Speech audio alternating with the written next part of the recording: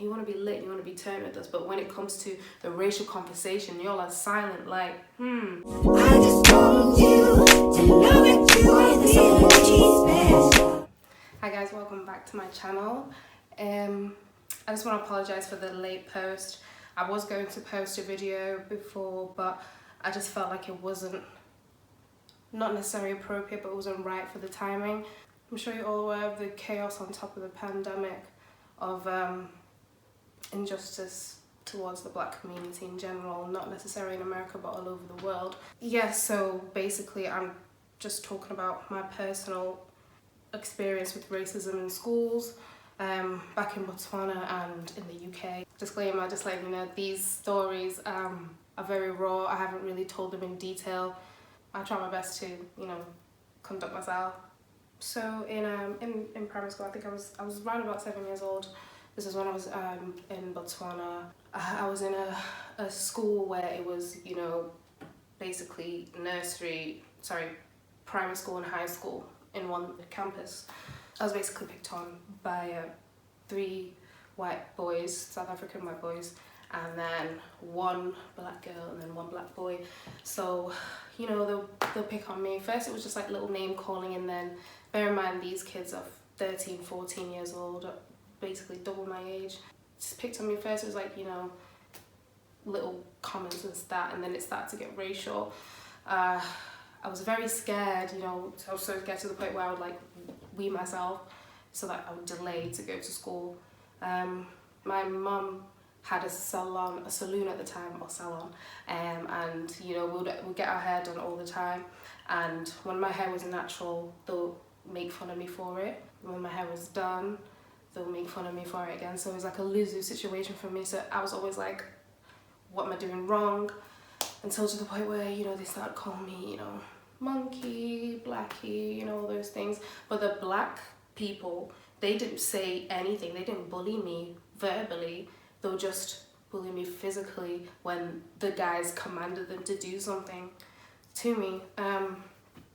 Yeah, so it was weird. So then obviously there was this time when I was with my friend and we were playing this game. We had this in Africa. We did have an assembly hall. We had this big stage on the outside, and it was like a story tall. It was tall, and basically it was like chicken.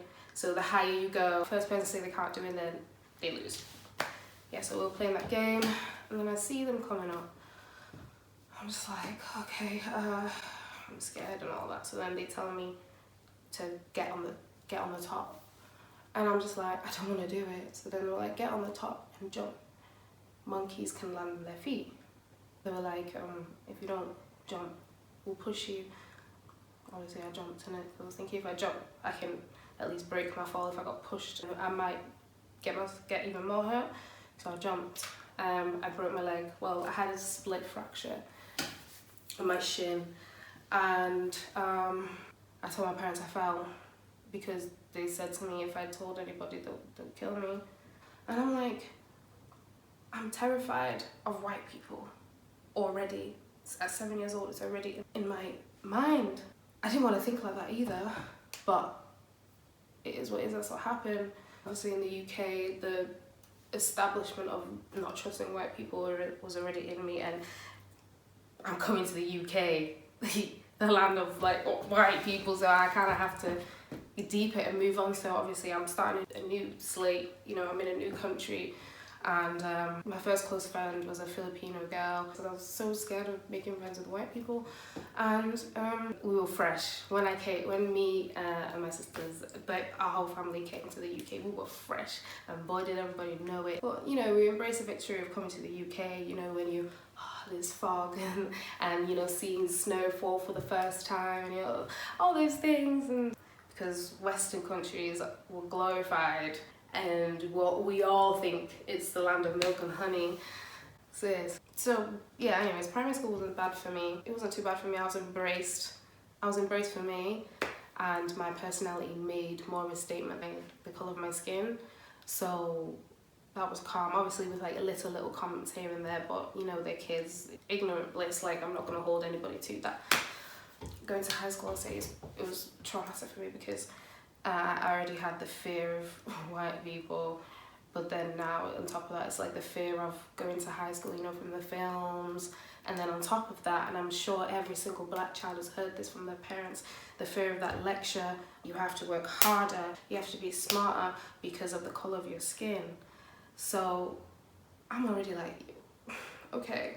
So high school was, I'd say for me, it was very character building for me. Very, very character building. I didn't look like anybody else. It was in a predominantly white school. I'd say there was probably like 4 black people out of the whole school. I was big, I was dark, and I was short. I was a triple threat. I really didn't fit in appearance-wise. I didn't feel pretty whatsoever, but my personality made up for it. So yeah, there was this time when I went to a party, and you know, I made myself up. Like I really wanted to look pretty and look good. When I got there, I wore a luxurious fur coat. When I got there, first comment, Biggie. So people are saying I look Notorious B.I.G. Okay, cool, wow. People are laughing. Obviously, I'm laughing along because I don't want to make it awkward. So then later on the night, the guys are drinking more. Bear in mind, they're older than me as well. I'm wearing the jacket again, and now they start saying I look like King Kong. I'm in a party, and I'm the only black person, like black person there. The popular big older boys are calling you King Kong or gorilla and throwing bananas at you. Yeah, so ever since that, it really messed with my appearance, with already the insecurities that I had, but now even more.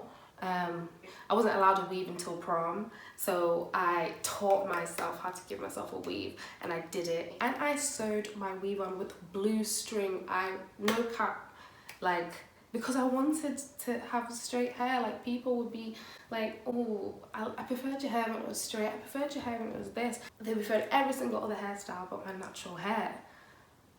And it got to me, so I didn't want people to pull on my hair, to touch on it, to feel it constantly, because at some point I started to feel like a spectacle, like in a zoo, which kind of reminds me of the story of Sarah Buckman, who was in South Africa, basically stolen from Africa because of her figure. She was known to have a big bum, tiny waist, you know, the African figure. And she was caged, and people used to laugh at her and ridicule her for her figure. She was raped constantly, and she was a prostitute basically, because the men fetishized her, and the women, they made fun of her for her figure. But lo and behold, a few years later after she died, the silhouette of the tiny waist that came into fashion, resembling Sarah Backman's figure.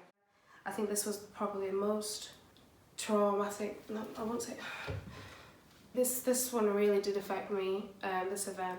I was in school, and then there was a boy who was really into music, into his rap, and he would freely say the word nigger because he's singing the song, not necessarily to me, but you know, it still offended me. So I actually said something about it. I was just like, listen, I told his friend who goes on the bus with me, like, listen, if he says it one more time, I want you to tell him to say it to my face, because that's disrespectful. He said, yeah, cool. And he typed it on his group chat. A few days later, you know, we're just getting on with it, and then one of my other friends, she came and she took that boy's phone, I think just to check something, and then she saw something pop up, and it was a group chat, and they were talking about me. What they said basically was the conversation of him telling the boy that I said say it to my face. Bear in mind, these boys are my friends. These boys are actually my friends. The words that was said about me were just like, they were like, oh, she looks like a gollywog, she's a monkey nigger, you know, she's a black bitch, you know, all those words. And the one that really, really got to me was I wish lynching was still about. Like, where's the joke? Like, that's not funny. I get up, I leave the room, and I'm so angry.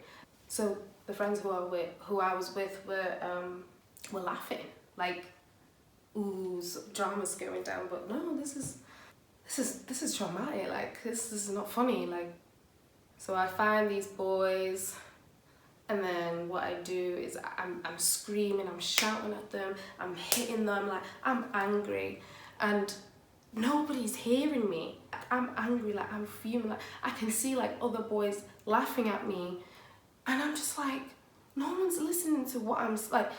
I wish lynching was still about. I was saying to this boy to his face, how can you say lynching was still about? He was just like, he was just smiling in my face, saying it was just a joke. I was heartbroken. One of the boys as well asked me to prom. We were gonna go to prom together, and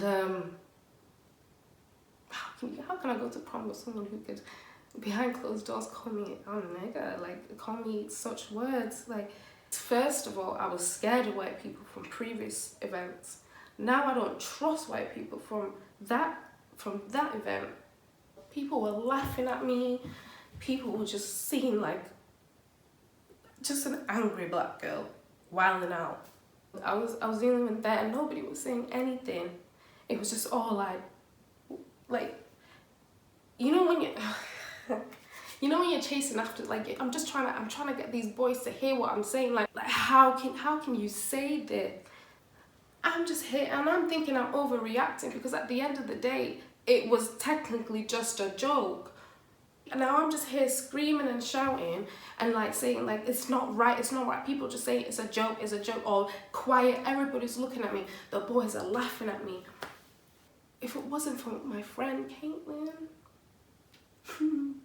if it wasn't for her, nobody would have taken me seriously. To everybody, I was the screaming black girl, I was the angry black girl, I was making a fool of us all. But Caitlin humanized it. She made my pain relevant. So after me hollering and screaming to these boys, she went to them and she screamed at them saying, how would you feel? How would you feel? And I'm just there, like, I'm just there. Because then people started to realize, and I'm just there by myself. All my other friends, they just stood there. They didn't say anything. After that, like, she came and she hugged me. And she said, I'm so sorry. And then, like, obviously, I need a minute. Why am I talking like I have a camera crew behind me? They were told, apologize to me, and then you get to go to prom. There's only one sincere apology, and the rest were just, I'm sorry, Sarah. And that was it. I've literally been conditioned to believe that I'm ugly, I'm too dark, I'm too big, men are prone to take advantage of dark-skinned women. I'm more prone to be sexualized for my body. And it took me so many years to realize that I'm beautiful inside and out. And it's so ironic how I gave my little brother the same speech that my parents had to tell me. He was racially bullied at school to the point where he got so ill, he was hospitalized, and then we had to send him back to Zimbabwe to know his roots, to love his roots, because he hated himself so much. He hated being dark-skinned, he hated being in a school filled with white people, he hated the fact that he was bullied because he didn't do anything wrong. I had to tell my brother, like, you are a black man, you are strong, you are beautiful, you are smart,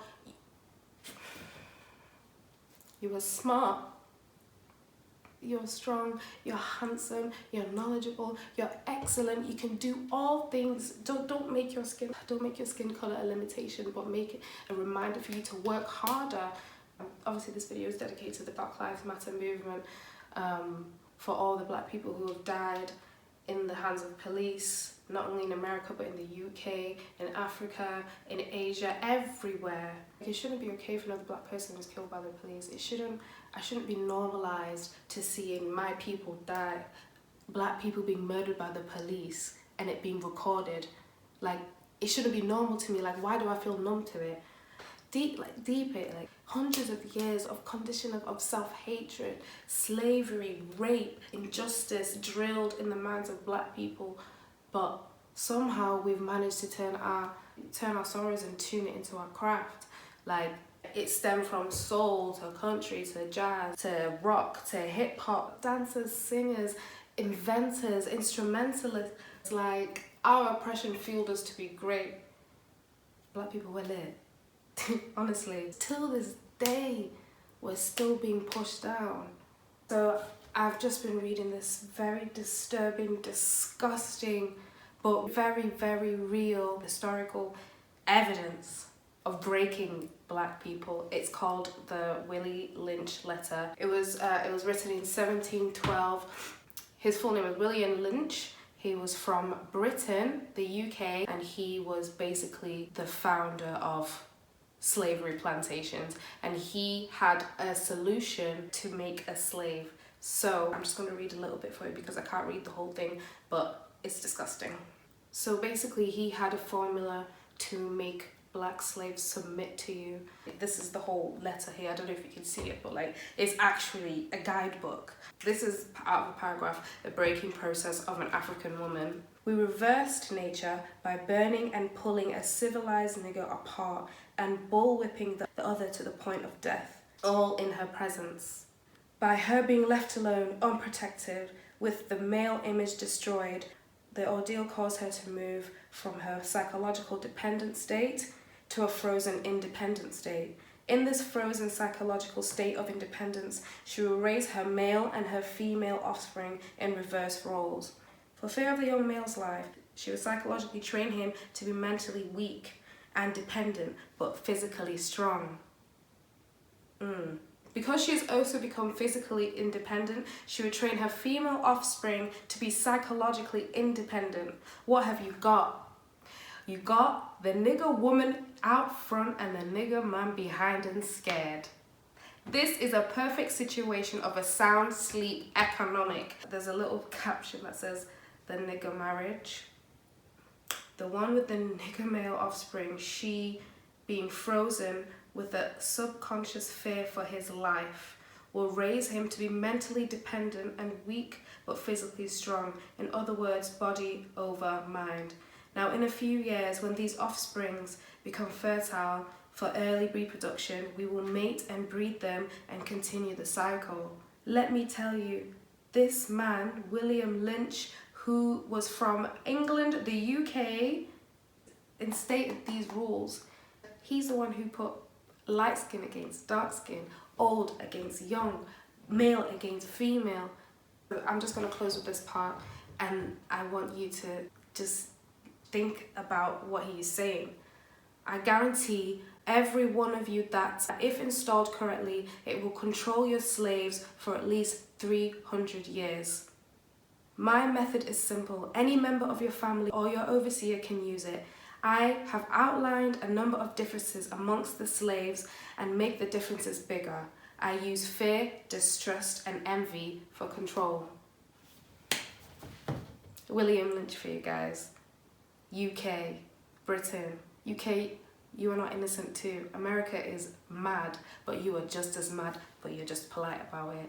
Let's be honest, we talked about it. This is getting me mad.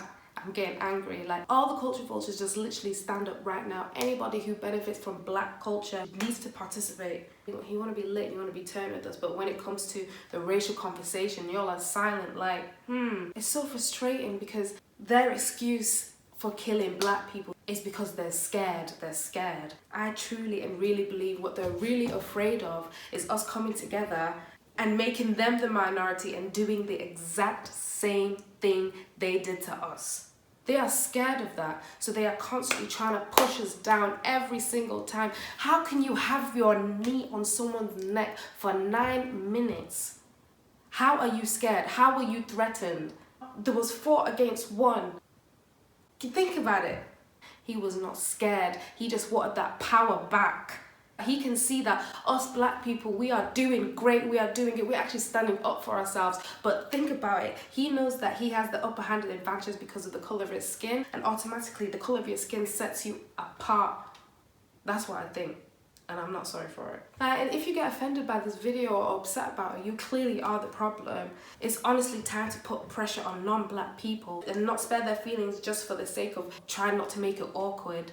Like, racism is well and truly alive. Black people, I'm loving what I'm seeing right now. We are coming together. We're coming together as one and realizing that we're stronger. Like forget about this whole, oh, what end are you from, or Jamaica versus Nigeria, or light skin versus dark skin. Let's forget about all that. Let's stop focusing on our differences and start focusing on our similarities. Because the reason why we're focusing on our differences is because of our guy, Willie Lynch, who wrote that letter. He said 300 years. 300 years. That's like 2012. Why are we acting up now? Do the maths. They are literally laughing at us. 你们受欧洲国家管理这么长时间，应该是学到了很多先进的管理经验。哪有多少时间？没有多少时间呢。我们吵那个要那个国境题啊，很吵。现在是50年了。 这几50年那个，就是50年以前，你不是都受他们50年以前什么都好啊。是啊，那个先进的影响，那个代代往传下来，越传越文明越发达了，怎么越来越倒退越落后了？把原有留下的东西根本都没有更加的爱护保护去利用它，反而都遭到了毁灭性的重创，就成这样子的话。 If we came together, built our economy, and let Africa become financially stable and go from a third world country to a first world country, just the same way China did, we would be unstoppable. In order to get there, we need to drop the years of embedded hatred pitted against each other. And people not of colour, especially whites, exercise your white privilege. It's important. Stop denying that you're racist. I'm not a racist. Instead, just close your mouth and listen and empathise. Literally, that's all you have to do. Be the person to stand up for that oppressed person who feels like they're overreacting because of everyone else's reaction. Make us feel heard because of the privilege of your skin colour, because our skin has been silenced for years. It's literally up to you to convince those ignorant racists who are so terrified of becoming the minority, which y'all already are, and just educate them about white privilege, institutionalized racism, all of it. Because as a person of colour, it's hard to explain your pain to a non-black person because they can't relate. But if they're seeing somebody who looks just like them and can relate to our pain and can understand the trials and tribulation a black person receives on a daily basis, then maybe they'll just get it because it's coming from you. That's my story, and thank you very much for listening, and please donate.